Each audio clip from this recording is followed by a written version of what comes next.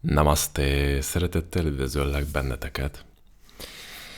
Ez egy hanganyag, ami már régen volt, és ebben a hanganyagban egy kérdést fogunk feldolgozni, ami már szintúgy régen volt.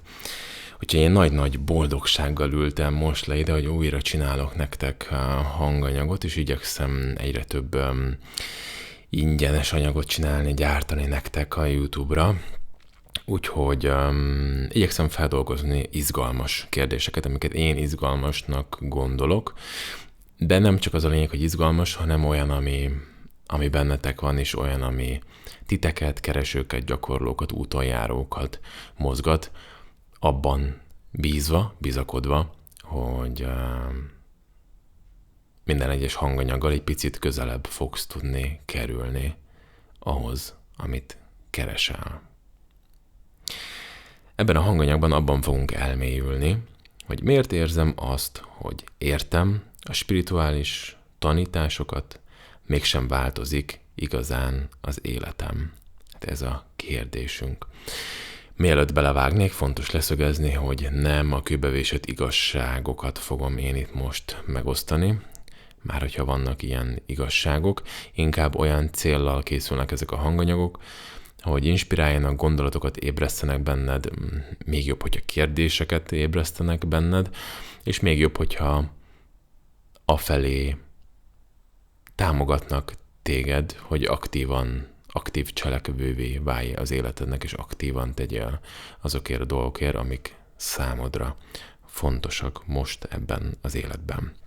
Úgyhogy ne hidd el azt, amit fogok mondani, és hallgasd nyitottan, nyugalmasan ezt a hanganyagot, ha tudod.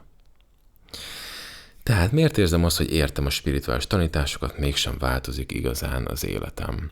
Ez egy olyan kérdés és egy olyan problematika, ami szinte minden egyes kereső embert érint, mindenki megtapasztalja ezt valamilyen szinten, valamilyen intenzitással, illetve valamennyi ideig. Ugye amikor valaki elkezd érdeklődni a spiritualitás irányába, akkor több opciót vázolhatunk fel. Van egy olyan réteg, aki soha nem fog elmélyülni most ebben az életében, mert annyira igazából nem érdekli, csak úgy nyitott azokra a dolgokra, amik ma már, mondhatjuk, hogy mainstream, mert hogy ugye a harmadik szemes rajzoktól kezdve az energiák, például a szó, mint energiáknak a használata, rengeteg olyan dolog van, ami úgy szépen beívódik a társadalomban, ami spirituális, de igazából legtöbbször, amikor az ember ezt úgy látja, hallja, vagy akár ő maga mondja, akkor nincs mögötte egy olyan valódi mély tartalom. Nem tudjuk, hogy miért használjuk igazából ezeket a szimbólumokat, illetve ezeket a szavakat. Viszont amikor valakit tényleg belülről hajt a vágy, hogy megismerje önmagát mély szinteken, és ez a vágy az erősebb a félelemnél, hiszen bárki bármit mondjon, még a legtündöklőbb csillagban és a legalázatosabb tanítványban is ott van egy ego, és az ego pedig hordozza önmagában a félelmét a haláltól. Ezért aztán a változástól való félelem az mindig ott van az emberben, vagy tudatosan, vagy tudatalatti szinten. De amikor az emberben erősebb a vágy, hogy fejlődjön, erősebb a hívás, hogy megismerje önmagát mélyebb szinteken, illetve a létezést, akkor ugye elkezd nagyon sokféle könyvet olvasni. Különböző mesterektől, különböző tanítóktól, különböző filozófiai irányzatokból. Ahogy olvassa ezeket a könyveket, úgy érzi, hogy egyre közelebb és közelebb kerül ahhoz, amit keres. Az elméje úgy érzi, hogy egyre jobban és jobban megérti a dolgokat, megérti a létezést, és a megértése által kiépül a fejében, kiépülnek koncepciók, nézőpontok, és hogy ezek egyre jobban kiépülnek, az illető úgy érzi, hogy ő halad a spirituális úton. Egy bizonyos szempontból nézve mondhatjuk azt, hogy halad. De igazából közben nagyon gyakran az van jelen, hogy a pillanatról pillanatra lévő megélése, hogy ő megéli az életet, az igazából nem változott, vagy nem változott túl sokat. És voltak éppen ugye ez a kérdésünk, hogy miért van az, hogy az ember megérti a dolgokat, mégsem érzi azt, hogy haladna. Hát azért, mert a változás az mindig akkor lesz valódi, amikor holisztikusan történik. Az elmebeli megértés az akár segítheti a változást, de akár hátráltathatja is. Nem szükséges elmebeli megértés a változáshoz. Azért szoktam például a vendégeimnek én is sok mindent elmagyarázni, még akkor is, hogyha azt gondolom belül, hogy igazából nincs neki erre most szüksége az, hogy tovább haladjon, de azért magyarázok el én is sokszor bizonyos dolgokat, mert az elmének van szüksége. És az elme viszont hátráltatni tudja az utat, szóval sajnos vagy nem sajnos, ki kell elégíteni az elmét is, illetve azt tapasztalom, az én utam is tartalmazta ezt a szakaszt, amikor igenis ki kell elégíteni az elmét is, de mellette gyakorolni is kell, de ki kell elégíteni az elmét is, mert akkor az elme békén hagyja az embert, 5 percig, ideig, óráig, és akkor az ember tud gyakorolni végre, és csinálni az életét, és csinálni azt, ami valóban fontos. Viszont aki csak megérti a dolgokat, ott nem történik holisztikus változás. Sőt, egyre frusztráltabb leszel, hiszen érted, amit esetlegesen mondjuk azt, hogy érted, sosem értheted valódi tapasztalás nélkül, de koncepciód lehet, és elmében eljuthatsz arra pontra, hogy te azt gondolod, hogy érted azt, amit a legnagyobb mester egy könyvben éppen elmond a valóságnak a természetéről, fel tudod fogni. Az elméd meg tudja érteni a szavakat és a jelentésüket, de igazából érteni nem fogod, hiszen ahhoz el kell oda jutni. És ugye ez a nagy csapdája, hogy az ember intellektuális szinten hatalmas távokat tud megtenni, de oda eljutni a valóságban is, az 2 teljesen különböző dolog. Ez olyan, mint megértjük azt, hogy egy profi séf, egy Michelin csillagos séf az hogyan dolgozik, mit csinál, és hogy hogyan néz ki neki egy munkanapja, és hogy hogyan áll össze egy csodálatos étel, és a laikus ember elolvassa a receptkönyvbe, hát ezt ő így megérti. De igazából a Michelin csillagos séf tudja, hogy milyen az valójában, meg mi tudjuk meg akkor, amikor mi magunk is Michelin csillagos séffé válunk. Tehát megérteni valamit és megélni, az 2 nagyon különböző dolog.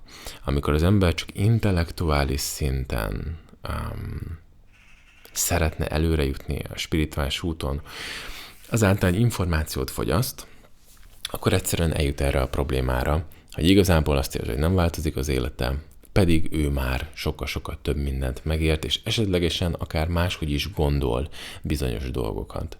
Viszont, ahogy beszéltük, a valódi változáshoz holisztikus szinten kell változni, ez azt jelenti, hogy testileg abban benne van a sejtszintű változás, benne van az idegrendszeri változás, a testünkben rengeteg lenyomat van, aminek át kell íródnia.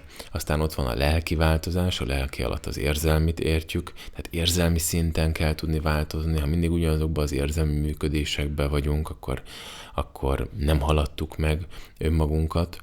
Az érzelmi működéseink meghaladása az pedig idő, nem 2 pillanat, hanem az komoly időt vesz igénybe.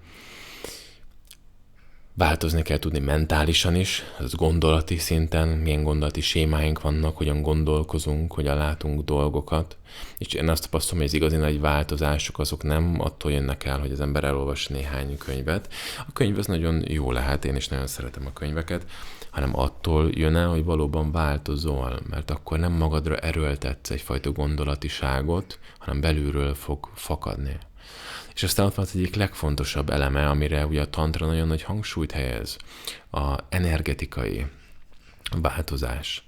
Tehát amikor valaki változik az úton, és nem úgy változik, hogy a legtöbb ember elmondja magáról, hogy megváltozott, hanem te, mint látod azt, hogy fú, ez az ember tényleg nagyon sokat változott. De ugye mikor szűrhető ez le? Hát a jelenlétéből érzékelhető, a gondolatiságából érzékelhető, de kell, hogy érezzünk rajta valami valódiságot. Tehát amikor azt látod az emberen, hogy igazából ugyanolyan, mint korábban, csak most magasztosabb gondolatokat oszt meg a világról vagy önmagáról, de igazából, hogy nem érzel rajta nagyobb változást, akkor érezhetjük azt, hogy ez inkább egy intellektuális koncepcióba való beleragadás, de nincs egy mély belülről jövő alapja. Aztán ott vannak ugyan nehéz helyzetek az életben, amikor az ember nehéz helyzetekbe kerül. Ott azért, ahogy szokták mondani, megmutatkozik a fogafehérje, tehát amikor minden jó, amikor az ember biztonságban érzi magát, amikor komfortosan érzi magát, akkor nem a valódi arcát látjuk. Sokszor akkor jön ki a valódi arc az embereknek, amikor nehéz helyzetben van, amikor az egója úgy igazán be van nyomódva rajta egy gomb, amikor kihívás elé van állítva, próba elé van állítva, és ezt a spirituális emberek, akik ezt hallgatják, és esetlegesen járnak valamilyen tradíciót, vagy valami komolyabb utat, vagy komolyabban veszik magát az egész utat, akár tradíció nélkül. Ők pontosan tudják azt, hogy az igazi mérőfoka annak, hogy hol tartanak az úton, az nem az, hogy hogyan gondolkodnak a világról, nem csak az. Ez abban megmutatkozhat ez. De igazából az, hogy amikor kihívás jön, próbatétel, márpedig aki önmagát keresi, annak lesz bőven próbatétel az életében, akkor hogyan reagál? Akkor mennyire tud megmaradni a lélek jelenléted, mennyire tudsz a szeretetben maradni, vagy mennyire süppedsz vissza a régi mintázataidba, mennyire veszíted el a hitedet, vagy a bizalmadat, vagy éppen süllyedsz önsajnálatba, vagy éppen válsz irigyé, vagy bántasz másokat. Szóval ezek azok a helyzetek, ahol megmutatkozik az, hogy az ember hol tart az úton. Ezért aztán azt gondolom, hogy nagy-nagy emberismeretre és önismeretre van szüksége az, hogy amikor valakivel találkozunk, mi hitelesen, reálisan lássuk a másokat, és el tudjuk azt mondani, hogy ő hol tart az úton. Erre kevés ember képes, szerintem. És akkor most áttérünk arra, hogy igazából mit tudsz csinálni azért, hogy ne érezd azt, hogy rengeteg mindent értesz, de még mindig ugyanott vagy, ahol voltál. Ehhez, amit tenned kell, az mindenképpen az, hogy a gyakorlatnak a mezejére lépsz. Tehát muszáj valamit elkezdened gyakorolni, hiszen hiába olvassuk el a könyvet, hogy a szobrászkodást az hogyan kell csinálni, önmagunkat az olvasás révén nem fogjuk tudni leszobrászkodni, remélem, hogy mindenkinek átment, amit szerettem volna mondani, hanem ugye vésőt, kalapácsot, ki milyen eszközt talál, és ki milyen eszközre van most szüksége, kezébe kell fogni, és el kell kezdeni dolgozni az embernek önmagán. Itt ugye innentől kezdve a tárház az a végtelen, tehát hogy rengeteg opció van, hogy ki hogyan tud elindulni. Az én tapasztalatom az, hogy el kell indulni abba az irányba, ami a leginkább hívja az embert. Ha valami nagyon hív, vagy valami nagyon taszít téged, ott mindenképpen van valami dolgod. Tehát ott te valamit tudsz tanulni, ott benned valami meg fel tud érkezni, ott te valamit meg tudsz majd önmagadban dolgozni. Jó, tehát mindegyik, ami erős érzelmet generál, akár kvázi negatív érzelmet, amit negatívnak titulálnak az emberek, akár pozitív érzelmet, ott valami dolgod van. És aztán természetesen meg kell nézni több utat, ha nem érzed egyből azt, hogy te melyik irányba szeretnél elköteleződni. Ez egy következő podcastunknak lehet a témája, hogy az ember mi alapján köteleződik el egy úton. Van, aki rengeteg utat megjár, és rengeteg úttal találkozik, és utána talál rá a tanítójára, a mesterére, aki számára hiteles, és elindul az úton. Van, aki egyből rátalál. Én például ilyen voltam, hogy egyből rátaláltam, és megtaláltam a mesteremet, és tudtam, hogy az, hogy a tantrával van utam, azt nem is tudtam, mert fogalmam sem volt abban a pillanatban, hogy mi a tantra, de hogy a mesteremet megtaláltam, azt egyből tudtam. Szóval az, hogy az útra hogyan kerül az ember, vagy hogyan jut el oda, ahol aztán el tud köteleződni, ez egy hosszú téma lenne, de talán egy következő podcastnek tényleg ez lesz az anyaga. Az viszont biztos, hogy valamilyen módszertant el kell kezdeni csinálni. És ugye erre szoktam én azt mondani, hogy érdemes legalább egy évet adni, az úgy jó, legalább egy évet adni egy útnak, hogy te meg tud nézni, hogy hogyan rezonálsz azzal a tanítóval, a mesterrel, és azzal a módszertannal, amit te ott elkezdesz csinálni. Minél komolyabb az út, minél nagyobbak a elvárások, minél nagyobb elköteleződést igény, annál inkább tudod magadat kidolgozni. Tehát ez is egy olyan dolog, amit esetlegesen meg kell önmagadban dolgozni, hogy ugye sokszor a spirituális emberek nem szeretnének elköteleződni, az elvárás szótól a hajuk is az égnek el, mert ugye a gyerekkori traumák ugye bekapcsolják bennük, hogy úristen, milyen rossz volt ez a sok-sok elvárás, a kötelezettség, amit a szülők vagy akár az iskola rájuk kényszerített. De az igazság az, hogy, és most egyszerre próbálok nagyon megértő, kedves, és ugyanakkor őszinte is lenni veled. Én nem láttam még olyat, hogy valaki egy nagyon komoly utat járt az életbe bárhol, és ne kellett volna nagyon komolyan elköteleződnie, és ne kellett volna komoly elvárásoknak megfelelni. Szóval spirituális emberként, hogyha ezzel problematikád van, akkor muszáj, hogy ezen dolgozz, mert ez nem a spiritualitásról szól, hanem ez a gyermeki beragadt minőségekről. Nézd meg egy Forma 1-es pilótát. Hát az egész életét erre rakja rá. Tehát milyen komoly elvárások vannak felé, ugye? Picit nem úgy megy, 200-addal lassabban megy, és már a kommentátor már le is írja, meg az emberek, akik ott vannak. Szóval, hogy nézd meg az orvosokat, hogy mennyit tanul egy orvos, milyen komoly elvárások vannak, hogy aztán azt tudja csinálni, amit. Szóval ő magad megismerése, eljutni a felébredésig, a megvilágosodásig, az a legkomolyabb dolog, ami csak létezhet a létezésben. Tehát azt elvárni, hogy nem fog az ember találkozni komoly kihívásokkal, vagy mindezt egy ilyen rózsaszín ködös úton így mindig boldogan ugrálva fogja végigcsinálni, az az útnak a nem ismerése, és inkább a naívságból fakad, amivel nincsen semmi baj, csak fontos, hogy ez nem egy ítélet, csak fontos erre felhívni a figyelmet és rálátni, mert hátráltatni fog viszont az úton.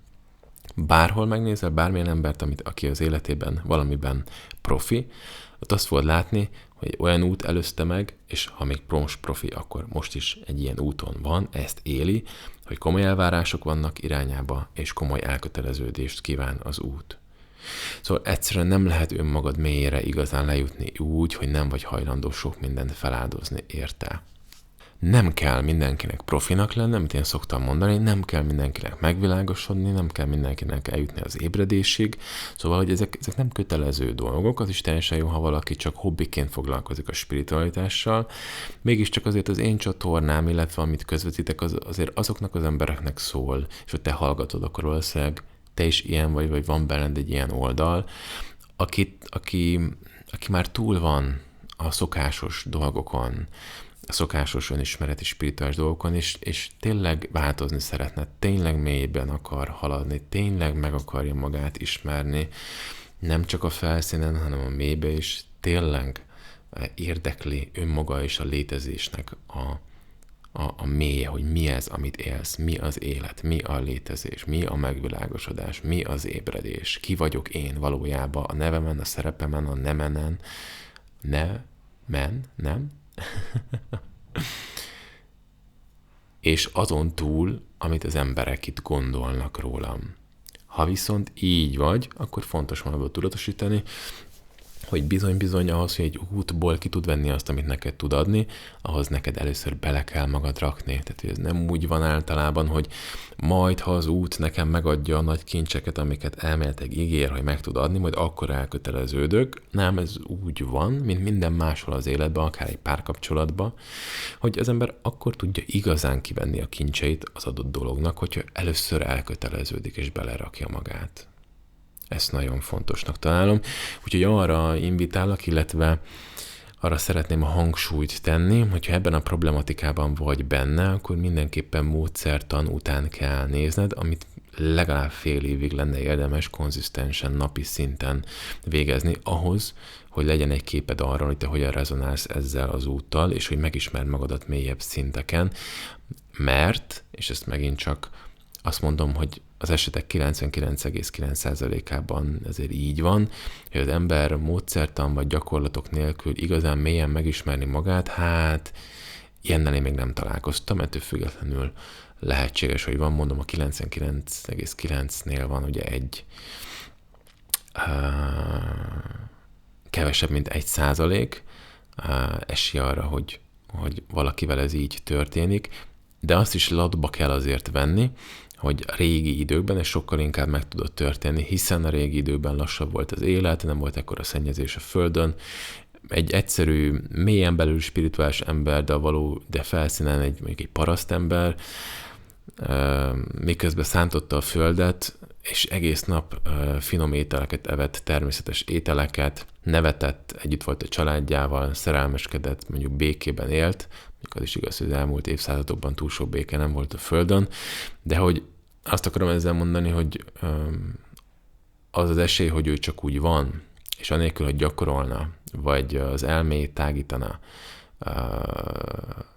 történik vele egy ébredés, vagy belelát a létezésnek bizonyos mélyebb rétegeibe, az sokkal inkább valószínű volt, mint ma. Ma az emberek túlterheltek, rohannak folyamatosan, az életük is túlterhelt, az idegrendszer totálisan le van terhelve, tehát annak az útnak, amit járok, aznak egy 6000 éves láncolata van, ami azt jelenti, hogy 6000 évvel ezelőtt is már a gyakorlásra helyezte a hangsúlyt, tantra mindig a gyakorlásra helyezte a hangsúlyt, már 10 000 évvel ezelőtt is, de ma, a mai világban ennek még nagyobb szerepe van, mert a világ egyszerűen beszívja az embert az elmés, egós állapotba, ha ő maga erőfeszítésként nem tesz valamit ennek a megváltoztatásának irányába. Ami nagyon fontos az, hogy lépj a tettek mezejére, én erre invitállak téged. Keres egy olyan tanítót, egy olyan módszertant, amivel te tudsz rezonálni, tedd bele magad, legalább egy fél évig, de inkább egy évig, és abból le fogod tudni szűrni, hogy számodra jó ez az út, és tudsz ezen haladni, vagy meg szeretnél nézni egy másik utat, vagy egy másik tanítót.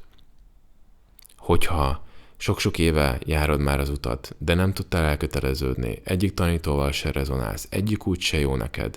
Ha ezt éled meg, akkor valószínűleg elköteleződési problémáid vannak, félsz a valódi változástól, és ezért az egód mindig kitalálja azt, hogy miért nem jó neked az adott út. Jó, ezt fontos erre rálátnod, és valamilyen irányba akkor is elköteleződni, mert én azt látom, hogy sokkal előrébb jutnak azok az emberek, akik elköteleződve haladnak egy úton, mint azok, akik nem választanak. Általában, akik nem választanak, ők ugye szabadabbnak érzik magukat, hogy azt gondolják belül, hogy ez a szabadságnak az útja, mert hogy ugye ő sok mindennel rezonál, és sok mindennel benne van, és ez tény és való, de Hamilton akkor lesz valakiből, amikor ő a Forma 1-nek szenteli az életét. Értitek? Michael Jackson akkor lesz valakiből, amikor a zenének szenteli az életét. Tehát, hogy te valamiből kimagasló akarsz lenni, vagy te valaminek a mélyére akarsz jutni, igazán meg akarod ismerni, akkor úgy nem tudod azt, hogy sokféle dolgot csinálsz egyszerre, főleg a spiritás úton, mert csak összezavarod a saját egódat és a személyiséget, és aztán amikor eljutsz egy valódi tanítóhoz, ahol le akarod tisztítani ezt a rengeteg mindent, akkor meg az lesz a problematika, hogy ezt a rengeteg mindent, amit ugye jobb esetben csak a fejedbe töltődött be, mint intellektuális információ, rosszabb esetben konkrét működések, szokások is kialakultak miatta, energetikai és testi szinten, azt akkor majd lehet azon dolgozni, hogy az át legyen írva, és na hát az is egy komoly munka.